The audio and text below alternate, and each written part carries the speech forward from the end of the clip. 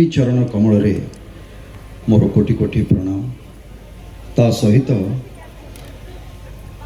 आज भक्त सम्मिलनी आयोजक नीलाचल सारस्वत संघर परिचालक महोदय निकट में मोर प्रणाम। साधारण सभार सभापति श्रीजुक्त हरिकृष्ण सतपथी महोदय, सभापति नीलाचल सारस्वत संघ परिचालना मंडलीर मंचरे उपस्थित डॉक्टर शांतनु कुमार रथम महोदय, ठाकुर जी वाम पार्श्व उपस्थापन करिथिबा समस्त साधु संत महोदय, सभार उपस्थित मोर ठाकुर जी दक्षिण पार्श्व समस्त ज्ञानी गुणी वृंद एवं मो आगे बसी ठाकुर जी समस्त भक्त भी बा संतान गण जहाँ भी कहे समस्त को मोर प्रणाम एवं ठाकुर जी आशीर्वाद भी मु कामना करुच्ची जे ए भली ज्ञानी गुणी सुधीवृंद सामने मते दुई पद कथा रखिबार जो दायित्व देइछंती से ठाकुर जी आशीर्वाद कामना करुच्ची जमती मु ठीक भाव में दुई पद कथा आपन को आगे रखिपारि। से आज वीरतुंग ठारे 75तम जो आमर सारस्वत नीलाचल सारस्वत संघर जो हीरक जयंती अवसर अच्छी एवं परवर्ती समय 76तम जो सारस्वत नीलाचल सारस्वत संघर जो सम्मिलनी हवापाई जाऊँगी सेठी होची जो जगार मते प्रतिनिधित्व करिबार गोटे सुजोग मिली से होची दिगपहंडी निर्वाचन मंडली एवं से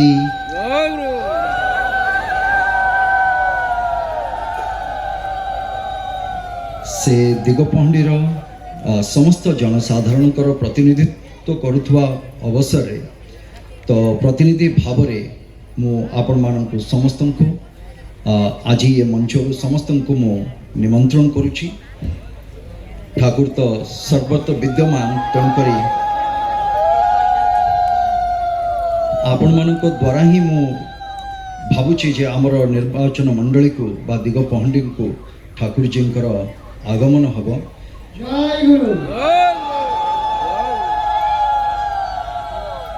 एवं ताकू केमिति आमे माने दिव्य एवं भव्य आयोजन आमे करि परिबा से दिगरे मध्य निश्चित भाव में आमे चेष्टित रहिबा एवं प्रशासन मध्य सेतरे जेमति सहयोग करिबा से आश्वासन मध्य मु आज दउछि। किंतु तत्सहित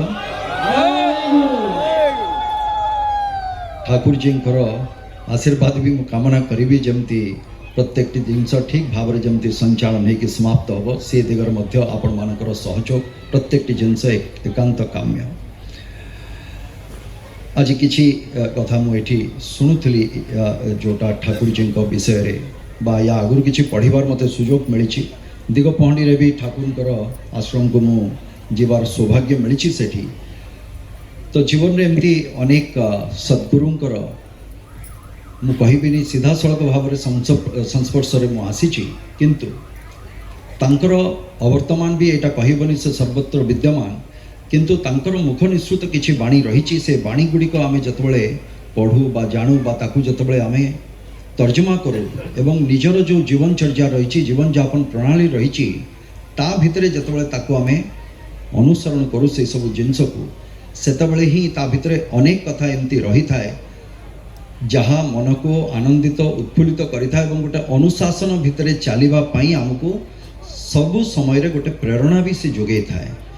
तेणुकरी आज मुझे महाराज जी कथा शुणी आज्ञाकर ये कथा शुणुली एवं परिशेष जो आमर ठाकुर गोटे भजन जो चली से कथा भी रही भितर करी कराऊ थाई मुही मो भी अन्य गति ना भावतु कहवाई तो दुईटी धाड़ी रे लेखा ही किंतु प्रकृत मर्मरे जदि आमे ताकू चिंता करुचे तो भावंतु आमे कौन करुचे से जगार एवं ठाकुर जी जो कथा आज नहीं मु भावुचे अनेक दिन रू कहीं के जानी मु जानी किंतु आमे जतबले बुझौतले आज्ञा जतबले प्रेमर भाव कथा प्रेम कथा बुझौतले मु सब बड़े मोर कथा कथा छड़े मु कही दिए आमे प्रेम कहले प्रेम को एते संकुचित कर देइचे जे सेटा दुईटी व्यक्ति विशेष गोटे संपर्क को लेकिन आम सब बड़े जोड़ी दौचे किंतु केबे भावंतु जे सारा विश्व जदि आज बांधी होगी रही କାହା ଦ୍ୱାରା ବାନ୍ଧିକି ରହିଛି? କିଏ ବାନ୍ଧିକି ରଖିଛି ତାକୁ? ପ୍ରେମ ନୁହେଁ ତ? ନା ଆଉ କିଛି ବାନ୍ଧିକି ରଖିଛି ଆମକୁ? ପ୍ରେମ ହିଁ ବାନ୍ଧିକି ରଖିଛି ନା? ନା ହିଂସା, ଦ୍ୱେଷ, ରାଗ ଏସବୁ ବାନ୍ଧିକି ରଖିଛି ଆମକୁ? ପ୍ରେମ ହିଁ ବାନ୍ଧିକି ରଖିଛି। ତାହେଲେ ଆମେ ତାକୁ ଚିନ୍ତା କରିବାର ଶକ୍ତି ଭିତରେ ଆମେ ତାକୁ ସଂକୁଚିତ କରିକି ରଖିଦେଇଛେ। ଯେଉଁ ଠାକୁରଜୀଙ୍କ କଥା, ଯେଉଁ ଠାକୁରଜୀଙ୍କର ଯେଉଁ ମୁଖ ନିଃସୃତ ଯେଉଁ ବାଣୀ ରହିଛି, ସେ ଭିତରେ ଗୋଟେ ମୁଁ ବେଳେବେଳେ ଭାବେ, ଯେଉଁମାନେ ଆଜି ବ୍ୟାଖ୍ୟା କରୁଥିଲେ ଯେ ସାଧୁ ସନ୍ଥଙ୍କ କଥା, ଯେଉଁମାନେ ସବୁକିଛି ତ୍ୟାଗ କରିକି ଏ ପ୍ରକାରର ଯେଉଁ ଆଜି ଗୋଟେ ଭାବ ତିଆରି କରାଯାଇଛି ବା ଗୋଟେ ପରିସ୍ଥିତିରେ ଆମେ ଦେଖୁଛେ ପ୍ରତ୍ୟେକଟି ଜିନିଷ କେମିତି ବଦଳୁଛି ବା ଆଧ୍ୟାତ୍ମିକ ଦିଗକୁ ଆମକୁ ଯେମିତି ନେଇକି ଯାଉଛନ୍ତି, ପ୍ରେରଣା ଯୋଗାଉଛନ୍ତି, ଇଏ ଗୋଟେ ପକ୍ଷ। କିନ୍ତୁ ଆମେ ସମସ୍ତେ ପ୍ରାୟତଃ ଏଇଠି ଯେଉଁମାନେ ଥିବେ ସମସ୍ତେ ହେଉଛେ ସାଂସାରିକ। ଏବଂ ସେ ସାଂସାରିକ ଜୀବନ ଭିତରେ ଭାବନ୍ତୁ ଏ ପ୍ରେମର ଭାବ। ଆଜି ଆମେ ଚିନ୍ତା କରୁଛେ ଗୋଟେ ପରିବାର ଭିତରେ, ମୁଁ ଛୋଟ ଛୋଟ କଥା ଗୁଡ଼ିକୁ ନେଇକି ମୁଁ ଅନେକ ତର୍ଜମା କରେ ମୋ ଜୀବନରେ ଏବଂ ଚେଷ୍ଟା କରେ ତାକୁ ଅନୁପାଳନ କରିବା ପାଇଁ। ଯେଉଁ ଯୁକ୍ତ ପରିବାର ଥିଲା, ଆଜି ଯୁକ୍ତ ପରିବାରର କଥା ଆଉ ନାହିଁ ଆମ ପାଖରେ। ଆମେ ଚିନ୍ତା କରୁଛେ ଯେଉଁଦିନ ମୁଣ୍ଡକୁ ହାତ ପାଇଗଲା ମୁଁ ମୋ ବାପା ମା ଭାଇ ଭଉଣୀ ସମସ୍ତଙ୍କଠୁ ମୁଁ ଦୂରେଇ ଯିବି, ଏକାକି ଗୋଟେ ମୋର ପରିବାର ହେବ, ସେ ପରିବାର ଭିତରେ ମୁଁ ସୁଖ ଶାନ୍ତିରେ ମୁଁ ବଞ୍ଚିବି। ସେ ପ୍ରେମ ଭାବଟା ଆମେ ପୁଣି ସଂକୁଚିତ କରିଦେଲେ, ଏଇ 2-3ଟି ବ୍ୟକ୍ତି ଭିତରେ ଆମେ ତାକୁ ରଖିଦେଲେ। କିନ୍ତୁ କେବେ ଚିନ୍ତା କରନ୍ତୁ, ଯୁକ୍ତ ପରିବାରର ଯେଉଁ କଥାଟି ରହିଛି, ଯୁକ୍ତ ପରିବାରରେ କ'ଣ ଭଲ ଜିନିଷ ଅଛି ଯେଉଁଟା ଆମର ଯେଉଁ ଭାରତୀୟ ସଂସ୍କୃତିକୁ କେମିତି ସେ ତାର ଅବଦାନ କ'ଣ ଥିଲା, ସେ କଥାକୁ ଆମେ ଆଉ ତର୍ଜମା କଲେନି। ସେ ଜିନିଷକୁ ଆମେ ଧୀରେ ଧୀରେ ଦୂରେଇ ଚାଲିଗଲେ। ଯେଉଁ କଥା ଗୁରୁଜୀ ଆଜି କହିଛନ୍ତି, ଆମେ ସମ୍ମିଳିତ ହୋଇଛେ ସାଧାରଣ ସଭାରେ, ଯେଉଁ ପ୍ରେମର ଭାବ କଥା, ଆଜି ଯଦି ଘରେ ବାପା ଅଛନ୍ତି ମୋର, ମୁଁ ଚାହୁଁଛି ନାହିଁ ବାପା ମାଠୁ ମୁଁ ଟିକେ ଦୂରେଇକି ରହିବି, କିଏ ତାଙ୍କର ଦେହ ଖରାପରେ ଏତେ କଷ୍ଟ କିଏ କରିବ ସେ ଜାଗାରେ? କିଏ ତାଙ୍କ କଥା ବୁଝିବ? ଏତେ କଷ୍ଟ କରିବ? ମୋର ଗୋଟେ ଜୀବନ ରହିଛି, ମୋର ଛୁଆ ରହିଛି, ମୋର ପିଲା ଛୁଆ ଅଛନ୍ତି, ମୋର ସଂସାର ଅଛି। ସେତେବେଳେ ମୁଁ କ'ଣ କରୁଛି? କିଛି ସମୟରେ ମୁଁ ବି ଏକାକୀ ହେଇଯାଉଛି। ଯେଉଁ ସମୟରେ କି ମୁଁ କାମ କରିବା ଭିତରେ ଯଦି ମୋ ପିଲାଟି ଯଦି କାନ୍ଦିଲା, କିଛି କଲା, ମୁଁ ତାକୁ କହୁଛି ବାପାରେ ଟିକେ ଧର, ଦେଖ ମୋବାଇଲଟା ଦେଖିଲୁ, ଟିକେ ମୋବାଇଲ ଦେଖୁତା, ମୁଁ ମୋ କାମ କରେ। ମୋ ଘରକୁ କିଏ ବନ୍ଧୁବାନ୍ଧବ ମୋର ସାଙ୍ଗସାଥି ଆସିଛନ୍ତି ତ ମୁଁ ସେ ଜାଗାରେ ମୋ ପାଖରେ ସମୟ ନାହିଁ ମୋ ଛୁଆ ପାଇଁ, କିନ୍ତୁ ମୁଁ କହୁଛି ମୋ ଛୁଆ ମୁଁ ଭଲ ପାଉଛି, ଯେଉଁଥିପାଇଁ ମୋ ସବୁକିଛି ମୁଁ ତ୍ୟାଗ କରିକିରି ମୁଁ ଆଜି ଛାଡ଼ିକି ଚାଲି ଆସିଲି, କିନ୍ତୁ ମୋ ପାଖରେ ବି ସେ ଛୁଆ ପାଖରେ ସମୟ ନାହିଁ। ସେ ଛୁଆକୁ ମୁଁ ମୋବାଇଲଟି ଦେଇକି କହୁଛି ତୁ ମୋବାଇଲ ଦେଖିକି ଚୁପ୍ ହେଇଯା। ମୋବାଇଲ ତ ଜାଣିନି ସେ ଛୁଆର ବୟସ କେତେ, ସେ ଚାହୁଁଛି କ'ଣ, ତାର ଆଙ୍ଗୁଠି ଯେଉଁଠି ବାଜିଲା ସିଏ ତାର ଖୋଲି ଚାଲିଲା। କ'ଣ ଦରକାର କ'ଣ ଅଦରକାରୀ ସେ କିଛି ବୁଝିଲାନି, ସିଏ ତାକୁ ଜଣେଇ ଚାଲିଲା, ଯାହା ଇଚ୍ଛା ସିଏ ତାର ଦେଖେଇ ଚାଲିଲା। ତାର ମାନସିକ ସ୍ଥିତିର କେବେ ଚିନ୍ତା କରନ୍ତୁ କ'ଣ ହେଉଛି, ଶାରୀରିକ ବିକାଶର କଥା ଚିନ୍ତା କରନ୍ତୁ। ତେଣୁକରି ଯେତେବେଳେ ଘରେ ସେଇ ବାପା ମା ଯେତେବେଳେ ଥାଆନ୍ତି, ଆମେ ଯେତେବେଳେ କହୁ ଯେ ଜେଜେବାପା ଜେଜେମା ହେଇଗଲେ ବା ଅଜା ଆଈ ହେଇଗଲେ, ସେ ଜାଗାରେ ଭାବନ୍ତୁ ଯେତେବେଳେ ଛୁଆଟି କାନ୍ଦୁଥିବ, ଘରେ ଆଉ 2 ଜଣ ଥିବେ, ମୋର ଯା ଥିବେ, ମୋ ନଣନ୍ଦ ଥିବେ, କିଏ ଥିବେ ସେ ଜାଗାରେ, କି ମୋ ଶାଶୁ ଥିବେ, କି ମୋ ମା ଥିବେ, ଯିଏ ବି ଥିବେ, ଛାଡ଼ି ଦେଇଥିବେ, ମା ଟିକେ ଆକୁ ରଖିଥିଲେ ପାଖରେ ଆପଣ, ସେ କାହାଣୀଟିଏ ଶୁଣାଉଥିବେ ସେ ଜାଗାରେ। ସେ କାହାଣୀ ଭିତରେ କେତେ କଥା ସେ ଶୁଣେଇ ଯାଇଥିବେ। ଭାବନ୍ତୁ ସିଏ ଜାଣିଛନ୍ତି ଯେ ମୋର ଏ ଛୁଆକୁ କ'ଣ ଦରକାର, ମୁଁ ସେତିକି କଥା ହିଁ ତାକୁ କହିବି, ତା ବ୍ୟତିକ୍ରମ ମୁଁ କୌଣସି କଥା ତାକୁ କହିବିନି କି ଶିଖେଇବିନି। तो आम ये चिंता करुचे गोटे सुनागरिकर कथा सुसमाजर कथा आम चिंता करुचे सद्गुरु कथा चिंता करुचे सत्पथर कथा चिंता करुचे सच्चिंतार कथा आम चिंता करुचे किंतु जितेबाला आम कर्म आणुचे ताकू कर्म से व्यतिक्रमटी आम द्वारा घटी जाऊे तेणुक जो सुफल आमको मिलवा कथा समाज भितर से सुफलटी मिल पारना तेणुक एमती अनेक गुरुंकर मुख निःसृत जो बाणी रही मु अनेक समय ताकू तर्जमा करे बसिकी पढ़ा बा तर्जमा करिबारे अनेक सेमती गुरुंकर कथा रही जड़े गुरुंकर सेमती विकार निर्विकार सी भावंतु आजिर समाज भितर इते छंद कपट भितर आपन केमती निर्विकार हो पारे किंतु निर्विकार भी सेमिति भावंतु मूल तत्व गुरुजींकर कथा प्रेमर कथा एवं सांसारिक जीवन भितर आज से कहते सांसारिक जीवन भितर थी प्रत्येक समय विपद आसब आपद आसब सुख आसब दुख भी आसब किंतु ଦେଖନ୍ତୁ ସୁଖ ଆସିଥିଲା ବେଳେ ସେତେବେଳେ କିଏ କାହା କଥା ମନେ ପକାନ୍ତିନି, ସମସ୍ତେ ନିଜ କଥା ମନେ ପକାନ୍ତି। ଯେତେବେଳେ ଦୁଃଖ ପଡ଼େ ଚିନ୍ତାଧାରାକୁ ଦେଖନ୍ତୁ, ଏଠି କେତେ ଉନ୍ନତ ଚିନ୍ତାଧାରା, କେତେ ଦୂରକୁ ଭାବିକି କେତେ ଦୂରଦୃଷ୍ଟି ସମ୍ପନ୍ନ ସେ ଚିନ୍ତାଧାରା ଯେ ସାଂସାରିକ ଜୀବନ ଭିତରେ ବି ବା ପ୍ରତ୍ୟେକଟି କ୍ଷେତ୍ରରେ ଆପଣ ଦେଖନ୍ତୁ ବିପଦ ପଡ଼ିଲେ ଆପଣ ଗୁରୁଙ୍କୁ ମନେ ପକାଇବେ। ତା ଅର୍ଥ ଗୁରୁଙ୍କୁ ଆହୁରି ସଂସ୍ପର୍ଶରେ ଆସିବା ପାଇଁ ଆହୁରି ନିକଟତର ଆପଣ ହେଉଛନ୍ତି ଗୁରୁଙ୍କ ପାଖରେ। ସେଟାକୁ ସେ ଭୁଲ ବାଟରେ କହୁନାହାନ୍ତି ଯେ ବିପଦ ପଡ଼ିଲା ତ ମୋତେ ମନେ ପକାଇଲ, ଅନ୍ୟ ସମୟରେ ମୋତେ ମନେ ପକାଉନ, କଥା ସେଠି ନାହିଁ। ଅନ୍ୟ ସମୟରେ ମନେ ନ ପକାଅ, କିନ୍ତୁ ଗୋଟେ ସୁଯୋଗ ସୃଷ୍ଟି ହେଉଛି ଯେ ଯେତେବେଳେ ବିପଦ ପଡ଼ୁଛି ଆପଣ ଗୁରୁଙ୍କର ସେତିକି ନିକଟତର ବି ହେଉଛନ୍ତି ସେଇ ଜାଗାରେ। ମୋର ବାପା ମା ଦୁଇ ଜଣ ଯାକ ଡାକ୍ତର, ଏଠି ଆଉ ଜଣେ ଡାକ୍ତର ବି ଏଠି ବସିଛନ୍ତି ଏ ଜାଗାରେ। ମୁଁ ଗୋଟେ ଚିନ୍ତା, ମୋର ଯେତେ ଛୋଟ ବୁଦ୍ଧି ଅଛି ମୁଁ ବେଳେବେଳେ ଚେଷ୍ଟା କରେ ଯେ ସେ ବୁଦ୍ଧିରେ ମୁଁ କ'ଣ କହିପାରିବି, ମୁଁ ଚେଷ୍ଟା କରେ ସେ ଜିନିଷକୁ। ଡାକ୍ତରଖାନା ଯେତେବେଳେ ଅଳ୍ପ ବହୁତ ତ କିଏ କିଏ ଯାଇଥିବେ, ସମସ୍ତେ ତ ନିରୋଗ ନାହିଁ, ସମସ୍ତେ ଯିବାକୁ ପଡ଼ୁଛି ଆଜିକା ଦିନରେ। ତେଣୁକରି ଗୋଟେ ଇସିଜି ମେସିନ୍ ଗୋଟେ ଥାଏ, ଇସିଜି ମେସିନ୍ ଗୋଟେ। ମୋ ଜୀବନଟାକୁ ମୁଁ ଭାବେ ଯେ ଆମର ସମସ୍ତଙ୍କର ଜୀବନ ହେଉଛି ସେ ଇସିଜି ମେସିନ୍ ସାଙ୍ଗରେ ସେଇଟା ବନ୍ଧା। ଯେତେବେଳେ ସେ ଲାଇନ୍ଟି ଚାଲେ ସେ ଉପର ତଳ ହେଇକି ଚାଲିଥାଏ, ତା ଅର୍ଥ ମୋର ଅସ୍ତିତ୍ୱକୁ ସେ ସ୍ୱୀକାର କରୁଛି ଯେ ନାଇଁ ତମେ ବଞ୍ଚିଛ। ଯେଉଁଦିନ ସେଇଟା ସରଳ ରେଖାକୁ ଆସିଗଲା ସେଇଦିନ ଲୋକଟି ଗତ ହେଲା। ଏହା ନା ଇସିଜିର କଥା। କିନ୍ତୁ ଜୀବନଚର୍ଯ୍ୟା ଭିତରେ ଆପଣ ଭାବିକି ଦେଖନ୍ତୁ, ଯେତେବେଳେ ଉପରକୁ ଯାଉଛି ମୁଁ ତାକୁ କହେ ସେ ହେଉଛି ମୋ ଖୁସିର ଦିନ ବା ମୋ ସୁଖର ଦିନ। ସେଇଟା ଯେଉଁଦିନ ତଳକୁ ଆସିଲା ସେଦିନ ମୁଁ ଭାବିଲି ସେଇଟା ଦୁଃଖର ଦିନ। କିନ୍ତୁ ଗୋଟେ କଥା ତା ଭିତରେ ଦେଖନ୍ତୁ, ଏ ସୁଖର ଦିନ ସ୍ଥାୟୀ ନା ଏ ଦୁଃଖର ଦିନ ସ୍ଥାୟୀ? ଉପରକୁ ଉଠୁଛି ତ ସେ ତଳକୁ ଖସିବ, ତଳେ ଅଛି ତ ସେ ପୁଣି ଉପରକୁ ଆଉଥରେ ଯିବ। ସିଏ କୌଣସି ଜିନିଷ ସ୍ଥାୟୀ ନୁହେଁ। ତେଣୁକରି ଦୁଇଟା ଯାକକୁ ସ୍ୱୀକାର ଆମକୁ କରିବାକୁ ପଡ଼ିବ ଯେ ଆଜି ଯଦି ସୁଖ ଅଛି କାଲି ଦୁଃଖ ଆସିବ। ଯେମିତି ଆଜ୍ଞା କହୁଥିଲେ ଯେ ଇଏ ଶ୍ରେଷ୍ଠ ଜୀବନ ଆମେ ପାଇଛେ, ଆମ ପାଖରେ ସେତିକି ଶକ୍ତି ଅଛି, ସେଇ ଜିନିଷ ସେତିକି ଧୈର୍ଯ୍ୟ ଅଛି, ସେତିକି ସାହସ ଅଛି ଏବଂ ସେତିକି ଆତ୍ମବିଶ୍ୱାସ ବି ଅଛି ଆମ ଭିତରେ, ଯେଉଁ ଜାଗାରେ ସେ ସୁଖରେ ବି ମୁଁ ବିଚଳିତ ହେବିନି ବା ଦୁଃଖ ଆସିଗଲେ ମୁଁ ଭାଙ୍ଗିବିନି ସେ ଜାଗାରେ। ତା ଅର୍ଥ ମୁଁ ଗୋଟେ ସରଳ ରେଖା ଭିତରକୁ ଚେଷ୍ଟା କରିବି ଯେ ଏଇ ଯେଉଁ ଦୂରତ୍ୱ ରହିଛି ଉପର ଆଉ ତଳର, ସେ ଦୂରତ୍ୱକୁ ମୁଁ କେତେ କମେଇ ପାରିବି। ତା ଅର୍ଥ ଯେତେ କମିକି ଆସିବ ସେତିକି ଆପଣମାନେ ସ୍ଥିତପ୍ରଜ୍ଞ ହେଇକି ଯିବେ। ନା ସୁଖର ପ୍ରଭାବ ଆପଣଙ୍କ ଉପରେ ଅଛି, ନା ଦୁଃଖର କୌଣସି ଜିନିଷରେ ଆପଣମାନେ ବିଚଳିତ ହେବେ ସେ ଜାଗାରେ। ଏବଂ ସବୁଠୁ ବଡ଼ ସୂତ୍ର, ଯେତେବେଳେ ଦିନର କାମ ଦିନ ଶେଷରେ ଯେତେବେଳେ ଆପଣ କାର୍ଯ୍ୟବ୍ୟସ୍ତତା ଭିତରୁ ଯେତେବେଳେ ପରିଶେଷରେ ଆପଣ ଟିକେ ବିଶ୍ରାମ କରିବା ପାଇଁ ଯିବେ, ସବୁବେଳେ ମନେ ରଖିବେ ହସିକିରି ଯିବେ। ଦିନ ଯାକର କଷ୍ଟ, ଦିନ ଯାକର ଦୁଃଖ, ଦିନ ଯାକର ସୁଖ ପ୍ରତ୍ୟେକ ଜିନିଷକୁ ବାଦ ଦେଇ ସେଇ ଗୁରୁଜୀଙ୍କୁ ସ୍ମରଣ କରନ୍ତୁ। ହସିକି ଗୁରୁଜୀଙ୍କ ଚିନ୍ତା କରିକି ଆପଣମାନେ ବିଶ୍ରାମକୁ ଯାଆନ୍ତୁ। ପୁଣି ସକାଳେ ଯେତେବେଳେ ଉଠିବେ ସେଇ ଗୁରୁଜୀଙ୍କୁ ସ୍ମରଣ କରିକି ପୁଣି ସେଇ ହସିକି ଉଠନ୍ତୁ ଏବଂ ସେଇ ଯେଉଁ ପ୍ରେମର ଭାବ କଥା ଯେଉଁ ଗୁରୁଜୀ କହିଛନ୍ତି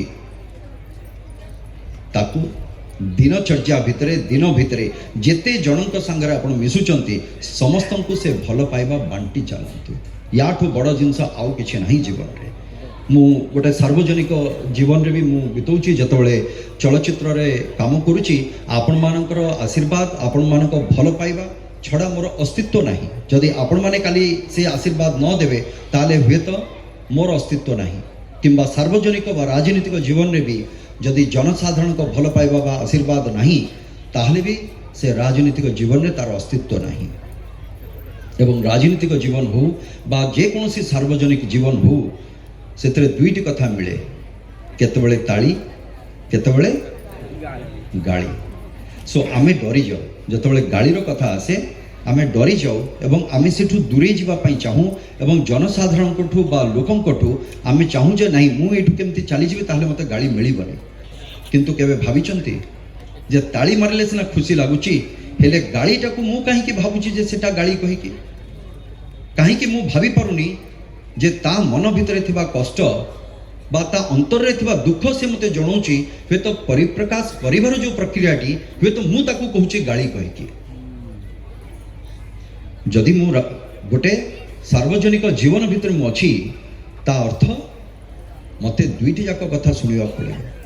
जदि आज किसी संपन्न होइछि मु खुशीर कथा ठीक अच्छे से कथा से सरीगला किंतु परवर्ती कौन परवर्ती होची अन्य जो मानकर से कथाटीर दरकार अच्छी किसी जिनस से चाहूँगी हुए तो हो पारुनी ता अंतर कष्ट को बुझिकी से अनुसार मते काम करने आज मते प्रतिनिधित्व करिवार दायित्व जनसाधारण देइचंती तेणुक गोटे प्रतिनिधि भाव में मो पाखरे से शक्ति भी रहिबा दरकार जे मो जनसाधारण अंतर कथा को बुझिकी से अनुसार मु मोर कर्तव्य को संपादन करी तेणुक प्रत्येक जिनस जिते आम कहूँ जो इंग्राजी गोटे आडवर्स सिचुएशन आसे जो आडवर्स सिचुएशन टाकू केमिति ताकू आपण पॉजिटिव गोटे सकारात्मक चिंताधारा नहीं कि केमिति ताकू बदलई पारिबे ये होची मु भाबुची गुरुंकर बाणी एवं तार सर्वश्रेष्ठ मंत्र होची आपण जे कोनोसी जीवन रे गति करूथांतु जे कोनोसी स्थान रे आपण थांतु किंतु सेई भल पाइबा सेई प्रेम को छाड़ी के ए संसार रो स्थिति ही नहीं